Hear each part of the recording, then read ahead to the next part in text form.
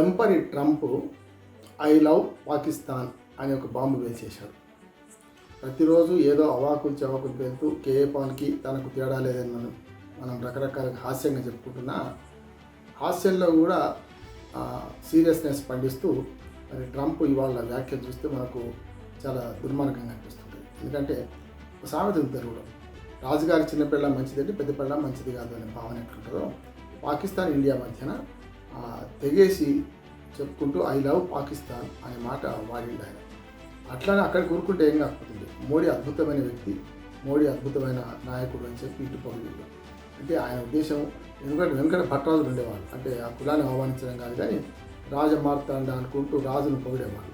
ఇప్పుడు ఆయన ఎటు కాకుండా ఇటు మన భారత ప్రధాని మన మోడీని పొగుడుకుంటూనే అటు ఐ లవ్ పాకిస్తాన్ అన్నాడు. ఏం చెప్పాలి ఆయన? వాళ్ళనేమో చెవిలో చెప్పినా అని చెప్పి మోడీ తన ప్రతిష్టను చేసుకోవడానికి నేను ట్రంప్తో ఫోన్లో మాట్లాడాను, ఏదైతే మాట్లాడాడు దానిలో అమెరికా మధ్యవర్తితో ఏమీ లేదు, పాకిస్తాన్ ఇండియా మధ్యన కాల్పుల విరమణలో నాదే గొప్పతనం, డీజీఎంఓ స్థాయినే జరిగిందని చెప్పి గర్వంగా ఈయన చెప్పుకుంటే అంటే క్రొయేషియా పర్యటనలో ఉన్నారు ఆయన మోడీ గారు. అద్భుతమైన స్వాగతం లభించింది, ఇండియన్ స్వాగతం చెప్పారు. అక్కడి నాయకులు కూడా క్రొయేషియాలో ఇంతవరకు మన భారత ప్రధాని పర్యటించిన సందర్భం లేదనుకుంటాను నేను. మొట్టమొదటిసారి భారత ప్రధాని అక్కడికి వెళ్ళారు. అట్లా దేశాల్లో అంటే బయట పల్లకి మూత మోస్తున్న మోడీకి ఇంట్లో ఈగల మూత మొదలైంది. ఎందుకంటే మొన్నటిదాకా ఎందుకు చెప్పలేదు నువ్వు, ఇప్పుడు ఎందుకు చెప్తున్నావు? ట్రంప్ ప్రమేయం లేదని, మరి మొన్నటిదాకా తెగేసి చెప్పాలి కదా, ఇప్పుడు తెగేసి ఎందుకు చెప్తున్నావు అని చెప్పి మోడీని విమర్శిస్తుంటే, దేశంలో పార్లమెంట్ సమావేశాలు పెట్టాలని, అఖిలపక్ష సమావేశం పెట్టమని చెప్పి ప్రతిపక్షాలు నిలదీస్తుంటే, బయట మాత్రం పల్లకి మొత్తం బ్రహ్మాండంగా ఉండి మోడీకి చేసుకుంటున్నాడు. ఈ దశలో ఏమైందంటే ఇప్పుడు ఇవాళ ట్రంప్ వ్యాఖ్యలతో మరొకసారి ఇప్పుడు మళ్ళీ ఈ ఇష్యూ ముందుకు వచ్చింది. ట్రంప్ ఎప్పుడైతే సిచ్యువేషన్ రూమ్లోకి వెళ్ళిపోయిండో, ఏదో జరుగుతుంది అద్భుతం జరుగుతుందని, ఏదో మన ఖొమైనీ మీద దాడి చేస్తారని, ఖొమైనీకి ఆఖరి హెచ్చరిక చేశారని ఆ మాట పోతుంటే, ఇవాళ ఇద్దరు ఒక రకంగా చెప్పాలంటే ఇద్దరే అనిపించుకుంటారు. ఇటు మోడీ ఏమో తన స్వంత ప్రతిష్ట పెంచుకోవడానికి నేను ట్రంప్తో తెగే చెప్పిన ఇది చెప్పుకుని పలుకుబడి పెంచుకునే ప్రయత్నం చేస్తుంటే దాన్ని తుస్సు అనిపించే టైర్ పంచర్ చేసినట్టు, ట్యూబ్ పంచర్ చేసినట్టు, ఇవాళ గాలి బుడగ కదా గాలి తీసినట్టు ట్రంప్ ఒకే ఒక మాటలో మొత్తం మోడీ ప్రతిష్ట దిగజారు చేసేసాడు. అంటే ఐ లవ్ పాకిస్తాన్ అనే మాట అనడంతోనే ఇప్పుడు పాకిస్తాన్కు అమెరికా ఎంతవరకు మద్దతు ఇస్తుంది, ఎట్లా ఇస్తుందని మనకు అర్థమైపోతుంది. ఐ హేట్ పాకిస్తాన్ అన్న ఇంతకుముందు జో బైడెన్ అన్నాడు, ఇదే ట్రంప్ కూడా రకరకాలుగా తెగేసి చెప్పిండు. ఇప్పుడు కూడా ఇటు పక్కన మోడీ ఏమో వాళ్ళ ప్రమేయం లేదని డైరెక్ట్గా చెప్తుంటే, ఇప్పుడు ట్రంప్ మళ్ళీ చెప్తున్నాడు వాణిజ్య యుద్ధం జరుగుతుందని, లేకపోతే వ్యాపార నష్టం జరుగుతుందని, నేనే ఇరు రాష్ట్రాల మధ్యన సయోధ్య కుదిరించాను అని మళ్ళీ ఇప్పుడు చెప్తున్నాడు. అంటే మోడీ పాట మోడీదే, ట్రంప్ పాట ట్రంప్దే. ఇద్దరి మధ్యన ఏం జరిగింది, మరి ఎందుకు ఎడముఖం పెడముఖం ఉన్నారు అనే మాట కూడా చేయాలి. ఇంకో మాట ఏంటంటే మోడీ శాంతి బహుమతి కోసం ప్రయత్నం చేస్తున్నాడు అనే ఒక మాట కూడా వస్తుంది. చాలా హాస్యాస్పదంగా ఉంటుంది. నేను నవ్వుతూ చెప్తున్నాను.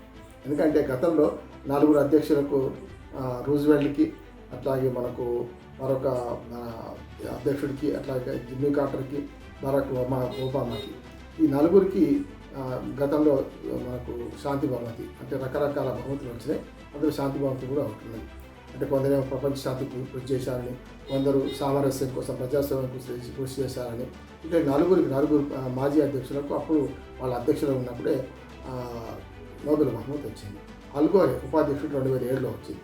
ఇట్లా చూస్తే ఈ 4 ప్రెసిడెంట్స్ ఎవరైతే ఉన్నారో వాళ్ళందరికీ రక్తపు చేతులతో అందుకున్నారు. అమెరికా ప్రెసిడెంట్స్ ఎవరు కూడా ప్రపంచంలో శాంతి కోసం ప్రయత్నం చేయలేదు, చాలా వరకు నాశనం చేసే ప్రయత్నం చేశారు. కనుక రెడీ హ్యాండెడ్గా రక్త మరకలతో వాళ్ళు పట్టుబడ్డా కూడా అటువంటి వాళ్లకు శాంతి బహుమతులు ఇచ్చిన సందర్భం చూసాం. అధ్యక్షులందరూ అమెరికా ఫస్ట్ అనే వాళ్ళే, ట్రంప్ లాగా తెగేసి చెప్పలేదు, బొమ్మికలు మెల్ల వేసుకోలే, కానీ అందరూ చేసిన పనే కనుక ఇప్పుడు ట్రంప్కు శాంతి బహుమతి వస్తుందంటే నవ్వులాటగా ఉంది అనిపిస్తుంది. అంటే ఏదైనా దుర్మార్గమైన బహుమతి ఏదైనా ఉంటే, శాంతికి వ్యతిరేకమైన బహుమతి ఏదైనా ఉంటే ట్రంప్కి ఇవ్వాలి. సరే, అది వేరే సంగతి. కానీ ట్రంప్ ఇవాళ మాట్లాడుతున్న మాటలు మీరుతున్న సంగతి చూస్తే, అటేమో ఖొమైనీ లొంగిపోమని, చంపుతామని చెప్పి బెదిరించడం, లొంగిపోకపోతే అణు ఒప్పందం మీద సంతకం చేయకపోతే డైరెక్ట్గా మేమే దిగుతామని, ఈ దశలో అమెరికా అట్లానే ప్రత్యక్ష యుద్ధంలో దిగబోతుందా అనే మాట కూడా వినొస్తుంది. ప్రత్యక్ష యుద్ధంలో దిగితే చైనా కూడా, మరి ముఖ్యంగా రష్యా చైనా కూడా ప్రత్యక్ష యుద్ధంలో దిగే అవకాశం ఉంటుంది. అది జరగకుండా ఉండాలంటే తాను కనసన్నల్లో ఉన్న ఎవరైతే ఇజ్రాయెల్ కొంచెం ఆపితే ఆగుతుంది. అదే ఇరాన్ అదే అంటుంది, మీరు మీ కనసన్నల్లో ఉన్న ఇజ్రాయెల్ ఆపుతారా, లేకపోతే మేము కూడా దాడి చేస్తాం, ఒకవేళ మీరు కనుక డైరెక్ట్ మా మీద దాడి చేస్తే మేము కూడా అమెరికా మీద దాడి చేస్తామని పిచ్చి తెగింపుకొని ఖొమైనీ చాలా పెద్ద ప్రకటన చేశారు. అందుకని ఇవన్నీ కప్పిపుచ్చడానికి, ఇవన్నీ ప్రపంచంలో ముందుకు రాకుండా ఉండడానికి, ఈ ఒక రకంగా చెప్పాలంటే ఐ లవ్ పాకిస్తాన్ అనే మాట వాడి ట్రంప్ దీన్ని డైవర్ట్ చేసిండేమో, డైవర్షన్ పాలిటిక్స్, మన మైండ్ గేమ్ రాజకీయాలు అమెరికా, మన తెలుగు రాష్ట్రాల్లో కదా అమెరికాలో కూడా మొదలయ్యి దానికి ట్రంప్ ఆదురుగా ఉన్నాడు. అంటే అన్నిటికీ తానే బాధ్యత వహిస్తా అంటాడు, అన్నిటికీ తానే బాధ్యుని కాదంటాడు.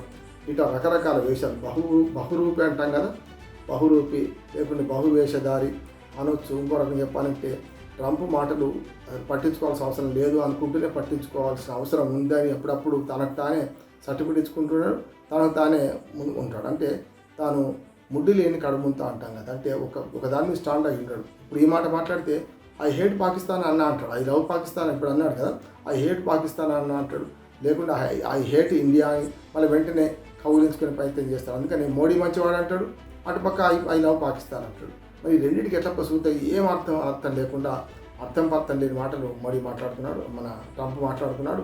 ఈ రెండు విషయాలు చూసుకుంటే ఏంటంటే ఇద్దరే, మోడీ ఇటువైపు, అటు ట్రంప్ అటువైపు. మోడీ ఏమో కొంచెం వైజ్మెన్గా కనిపించిన మొండితనం మూర్ఖత్వంలో ఈయనకు మించిన వాడేవాడు, అటుపక్క ట్రంప్ కూడా మూర్ఖత్వంలో మొండితనంలో ఓ రకంగా చెప్పాలంటే ఇట్లాంటి ఇంకా కొంచెం మూర్ఖత్వానికి అంటే పిచ్చి కుదరాలంటే రోకలి తలకు చుట్టండి అనే మాట వాడడంలో మనకు ట్రంప్ను మనం ముందుకు తీసుకోవచ్చు. ఏదేమైనా సరే ఈ మొత్తం ప్రపంచ రాజకీయాల్లో ఇట్లాంటి రాజకీయ నాయకులు ఉంటారా, ట్రంప్ లాంటి రాజకీయ నాయకుడు ఒక అమెరికా లాంటి దేశానికి అధ్యక్షత వహిస్తారా అనేది మనకు కొంత ఆశ్చర్యకరంగా అనిపిస్తుంది. ఎందుకంటే ఇప్పుడు అక్కడ కూడా అంతే, ట్రంప్ ఏమో ప్రపంచవ్యాప్తంగా అన్ని యుద్ధాలు ఆపినట్టు అన్ని చేస్తారు, అందరి యుద్ధం ఆపలేకపోతున్నాడు. ప్రపంచంలో ఎన్ని యుద్ధాలు ఆపినా ఇంటి సంగతి, ఇంటిలోని పోరు ఇంతింత కాదయ్యా అన్నట్టు ట్రంప్కి ఇంట్లోని పోరున్నది. లక్షలాది మంది తిరగబడుతున్నారు, పెద్ద ఎత్తున ఉద్యమాలు చేస్తున్నారు, వాళ్ళ మీద అణచివేత చర్యలు తీసుకుంటూనే ఉన్నాడు ట్రంప్.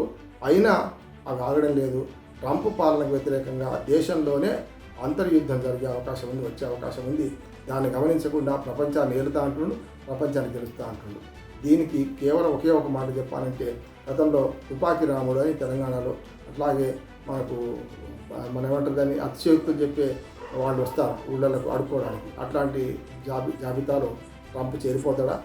కానీ ట్రంప్ అటువంటి జాబితాలు చేస్తే మరి అమెరికా భవిష్యత్తు ఏమవుతుంది, ప్రపంచ భవిష్యత్తు ఏమవుతుంది? అంతర్జాతీయంగా ప్రపంచాన్ని శాసించగలిగే శక్తివంతమైన దేశానికి అధ్యక్షుడిగా ఉన్న ట్రంప్ చిల్లర మాటలు ఏవైతున్నాయో అవి దేశానికి ప్రపంచానికి హాని చేస్తాయి. నమస్కారం.